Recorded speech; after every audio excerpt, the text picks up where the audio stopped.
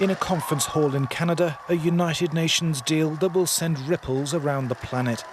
Almost a third of the land and sea area will be set aside for nature by 2030, protection that should reverse the steep decline in both the abundance and variety of life on Earth.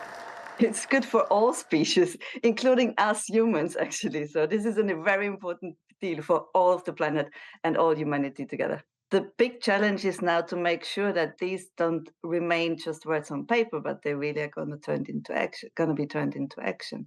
Countries now, and really now, need to start implementing those goals and targets. Wildlife populations have plunged by 70% over the last 50 years. Shrinking habitats, pollution, hunting and overfishing have all taken their toll.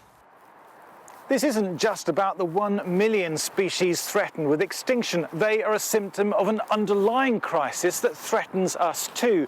Trees provide our oxygen, insects pollinate our crops, plants are the source of many of our drugs. Nature is our life support. Chobham Common in Surrey is one of the few remaining areas of lowland heath in the UK and a vital refuge for wildlife. But nature reserves aren't enough, and conservation groups say farming, which takes up 2/3 of the country, needs to be far more wildlife friendly. We want to see what we would call regenerative agriculture, and what that means is farming with nature, so that you're reducing your inputs from things like pesticides and nutrient input, you're creating buffers in your landscape to reduce the impacts of severe weather and create habitat. Things like hedgerows are really important on farms. Just 3% of England has proper nature protection, according to wildlife groups. But while the government has led the global effort for a 30% target, it won't commit to domestic legislation.